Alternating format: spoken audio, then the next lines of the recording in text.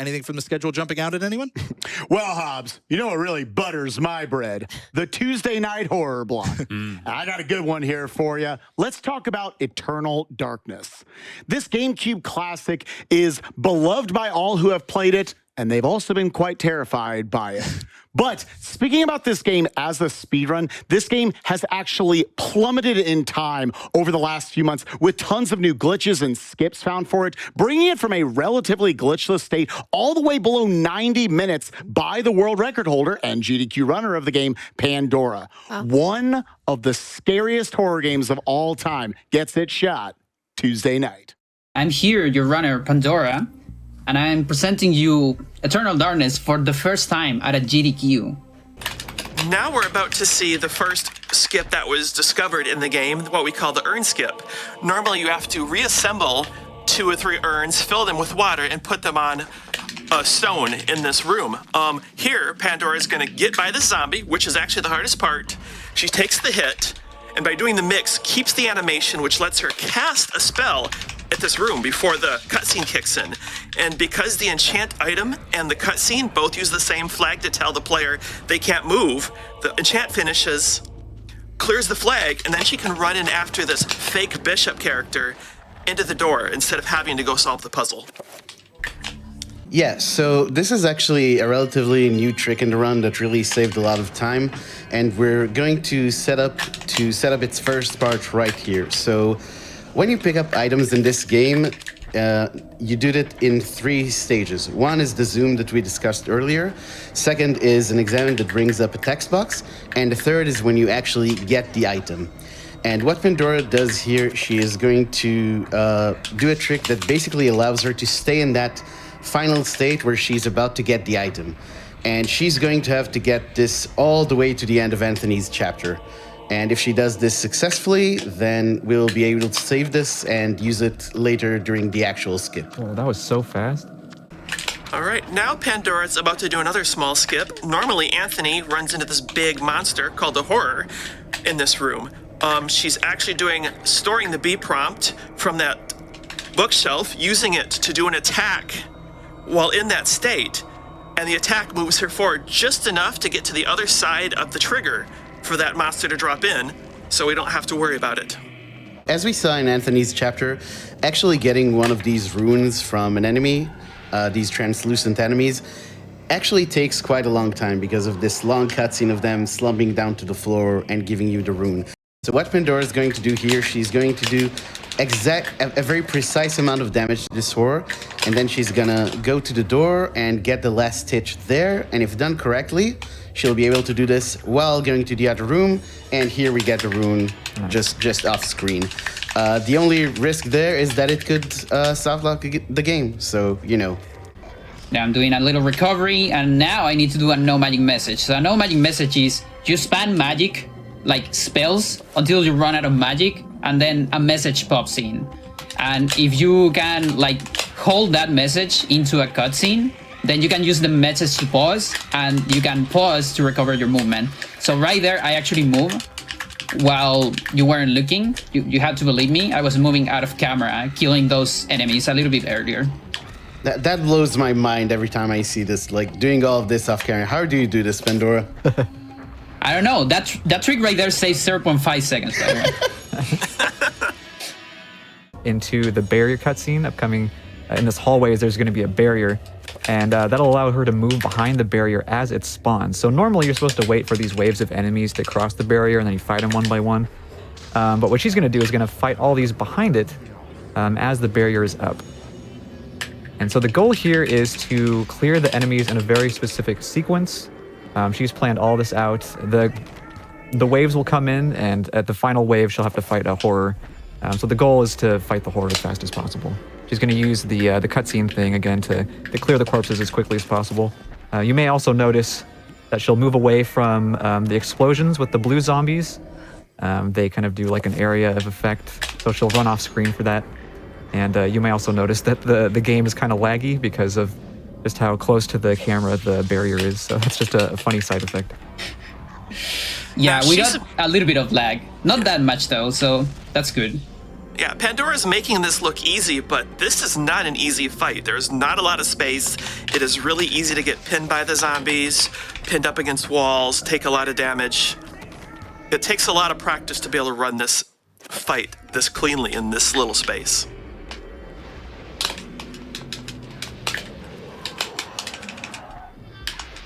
He's also making use of animation cancels right here by unequipping the item and then re-equipping it. Basically, it just cancels out the attack animation so you can use the weapon faster. She will use that again much later in the run to really dramatic effect. Yeah, That's a good backup. This is why it's such an advanced technique, because to survive this, you really need to have your wits about you and know a lot of backups in case anything goes wrong, because this can really easily result in Kareem dying. Yeah, we actually didn't have time to touch on this, but there are a lot of great voice actors in this game. A lot of overlap with Metal Gear Solid. For example, Alex's voice actor is Jennifer Hale. Also, shoutouts to Horror Skip right there. So you can just start walking away and the spell still casts. You could actually even stack those together to cast multiple spells at once. This is done a little bit later, but that's something you have to be very careful. If there are enough spell or spell-like effects happening in the game at once, it will crash, and it crashes hard. Here, Pandora is setting up some shortcuts for spells. We mentioned earlier that you can kind of freely mix the runes to discover them ahead of time without needing the scroll items. People will use melee because those pistols are only one shot, but they do a lot of damage. And if you're able to just target them properly, you can take down this Guardian much, much faster than if you try to use any melee weapons. Nice RNG. Yeah, that was a good fight. That teleport is why this fight is RNG dependent. How long and where the Guardian teleports to is very random, but that was really good. So for that, we're gonna set up a reveal here. We're gonna mix it with an enchant. Then I'm gonna move here. I'm gonna press B, then match start, use this thing and do a no magic message during this cutscene. Then recover my camera going through a trigger, and we can move during that cutscene. You're not allowed to usually move during that cutscene. I'm gonna let you people explain that. Oh yeah, well, here's another zombie clip. Here we go. Take two. See if it works. This one's a lot easier, a lot more consistent. Let's see if it happens. Through. There you go. And through. There is a really specific platform that you're supposed to aim for because there's not a lot of collision back there. Otherwise, you just fall into eternal darkness, if you will. The character is always loaded. It's just off screen or is made invisible, but it's there. And if you manage to get yourself into a position where you can move in the cutscene, you can actually interact with the room as if it's part of the usual gameplay. So what we're gonna see here, Pandora is gonna stack a few spells to get a text prompt, and this is going to allow her to move in the scene coming up, right here. And if done correctly, you can actually get to the other side of that floor through the cutscene. The side effect of that is that because the character was invisible during the cutscene, it's also invisible during this. So we're just a floating sword for a while. Yeah, this time we're gonna be a floating gun. Because we're a floating gun this time. Nice. Yeah, that's something, a little variation, just a little variety. Basically, when you don't get bronze skip, the gun is a little bit closer. So we're gonna be a flying handgun right here. You'd think we were playing Control instead. Edward's chapter is later on. It's a really long chapter, and we don't want to do it. So what we're doing is doing a free cast of a Dispel.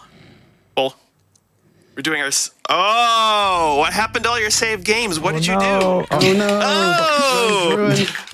That's still my favorite sanity effect. But she's doing a free cast Dispel, comes around, sees the ghost of Max start to walk in this room. The Dispel takes over, makes that barrier go away, and lets Alex move. And since ghosts look translucent, but they're still solid, they have to make the collision has to go away for that door for Max's ghost to walk in. And so as you're moving as Alex, you just walk on in, trigger the cutscene, and now you've done what you get after completing Edward's chapter. Oh. What was that? Yeah, and things are definitely not gonna be normal in this room right here. So this is the first part of a moving in cutscene I'm setting up. Summoning a trapper while I do this cutscene. Then we're gonna pause, use a meditation rod to recover movement during the second part of the cutscene. And then I need to pay attention to this movement right here. I think that's just perfect, so we'll see. If it's just perfect, then I can go just like, may the rats eat your eyes. I am now lost to your cause. The darkness comes. It will damn us all. All right, Solid. it worked. Excellent Solid, timing. Nicely done. All right, so here Pandora is going to use the crossbow reload animation at the door to cancel spell, carry over the animation state, and basically the cutscene doesn't trigger. And this here is Anthony, who we saw before. He is supposed to fight us, but he never really gets up. Yeah, instead Anthony- he's just having a bad time. Anthony has had a really bad life. And death. Yep. An interesting note here is that Anthony currently has that two-hand sword that he got in his chapter. If you don't get that sword from the monk in his chapter, at this point Anthony doesn't have the sword. Paul can't get it. And Anthony has to fight back against Paul. Well, zombie Anthony has to fight back with his fists. Or summoning a trapper, you don't have collision, so you can set up a no magic message to bypass the damage field. There's actually 2 of these kind of skips that you have to do in this room, one to get in, one to get out. The first one's pretty hard actually because Paul enters a battle stance when he enters the room, which kind of messes up the timing. The one out, on the way out is a little bit easier, and I think it looks pretty cool too. Nice. Yeah, there you go. Nice. First try. Now we're gonna go for second part. We kill one bone thief, and then we set up for the next trapper. Send a no magic message to be able to move during this trapper. I'm gonna run here, and during this camera, I'm gonna hold a very specific direction. I'm actually moving out of camera. 1, 2, 3, 4, and we should be close to the door. Basically, what we're going to do here is we are going to pick up this chapter page for Roberto from the piano, and that causes the game to set a restore point for a cutscene. What we're going to do is we're going to use our save game from Anthony to move that restore point to the tome room, and we're also going to use the get item state that we saved from Anthony to get an item from that room. And by properly manipulating the memory heap of the game, we make it so that the item that we get is the chapter page for the next chapter, for Peter. And that way we completely skip over having to do Roberto. Also, first try. Yeah, that was so fast. Yes. Oh, wow. Very, very good. You saw that Alexandra exploded right there. So going forward, we won't have the option to store the explosion flag. So we'll have to manipulate sanity effects a little bit differently. State right there. I need to be on normal idle state, then do an ESS turn, 2 attacks on the good Ocarina of Time fashion. It's actually a very precise setup. Now we're gonna come back to this save file. So this save file is the one that you remind me. Thank you so much. So we save right after Anthony with a get item state, you know? So we're gonna watch a cutscene here to set up the restore point. This will make me warp to this room after I use the piano restore that Nono was talking about. And also I got a get item state that I can transfer to this new save file. So what we're attempting to do is using my BPROM storage here on a very specific frame. That's frame perfect right there. And that's gonna open the text on the next room where I teleported. And the item ID I get right there is the Peter page, which is right here. Peter page is usually you get it after Roberto, but this time we just GIM into getting it early. We've got $33.30 from the Camelon. They say, had to donate during one of my favorite games. Pandora's skills are blowing my mind and commentary has been so insightful. This is my first time staying up past midnight to catch a GDQ run, but hopefully I'll get to bed by 3:33. I killed those zombies. Those zombies are also objects, just like the items I'm collecting. So right now what I'm doing is I'm modifying my heap, the heap on the memory, by unloading certain objects. We're gonna come back here and use a stale reference Yes, you hear that right. This is stale reference manipulation in a slightly different fashion than the Zelda games, but it's similar, okay? So we're right here. We're recovering that stale reference from the ID of the last trapper I summoned. And we're gonna use that for something very interesting on this fight, okay? So just wait for it. We're gonna get to this boss. Remember, this boss killed Paul or friend or beloved friend on one shot. Yep. Just insta-kill, okay? All right, Let's see what we can do about it. This is quite the Get tough ready. battle. A lot of people can take a couple hours to finish this casually. It's not an easy fight. Probably the hardest boss in the game, actually. Harder than the last one. We don't have any of that, though. Or, Bam. Oh, okay, it's over. or oops. Turns out casting that trapper caused the Black Guardian to die. Yeah, That's it all was it just takes. a big trapper. That's what the Guardian is. It has 3 legs. Oh, It's just a big trapper. True.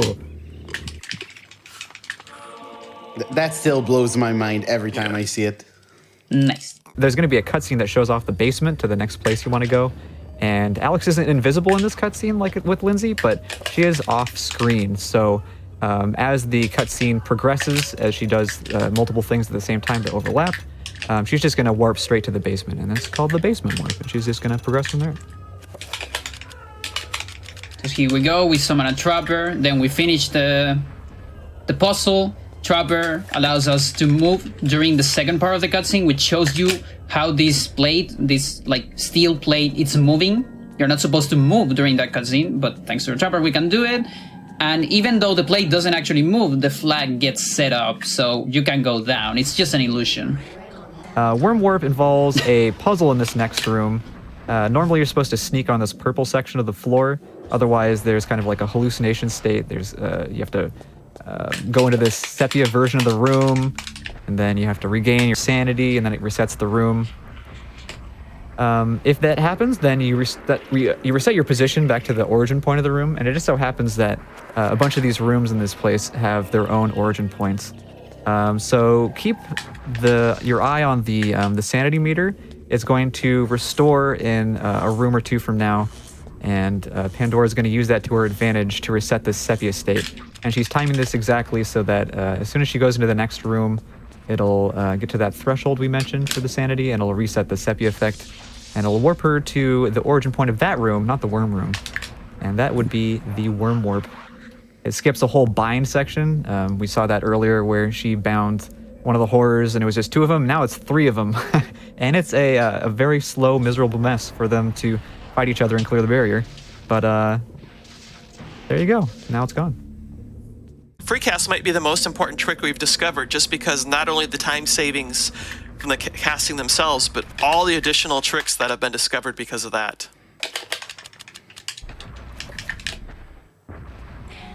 Let's see if we got this. It's 8 frames for this to work, and then 2 frames that crashed the game. And it seems that we didn't get the 2 bad frames. Hey, there we go. We got it. So here you're able to move during that cutscene, and if you can change the camera during that movement, you're gonna cancel the cutscene. Good thing is this barrier only appears during the cutscene, so you're able to cancel it. Voila, there's no barrier. Yeah, Yep. I don't know who this is, but it's our boy anyways. Sir, not appearing in this game. These horror games with the cut content. Where's the artifact? There it is. Oh, it is. Okay, this is very good position. All right, so coming up, Pandora's going to use animation canceling to use the most broken weapon in the game. Stack a bunch of damage. If you remember, she did an enchant a couple rooms ago. That'll come into effect.